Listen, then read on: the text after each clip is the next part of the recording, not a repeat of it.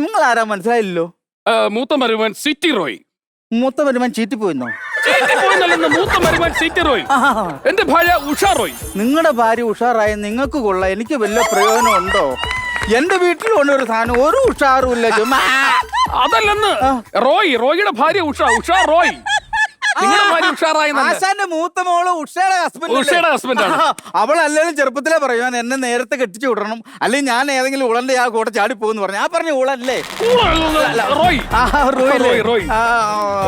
പിന്നെ അതെ, ഞാനും ഉഷയും തമ്മിലുള്ള ബന്ധം നിങ്ങൾക്ക് അറിയാമോ? ഉഷ നിങ്ങളുമായിട്ട് എന്തായിരുന്നു? ഉഷയായിട്ട് നിങ്ങൾ നല്ല ബന്ധമായിരുന്നു. ഞങ്ങൾ തമ്മിൽ ചുറ്റിക്കളിയല്ലായിരുന്നു. ചുറ്റിക്കളിയോ? അല്ലെന്ന്, അവർക്കൊരു ഇഷ്ടിക്കളം ഉണ്ടായിരുന്നല്ലോ.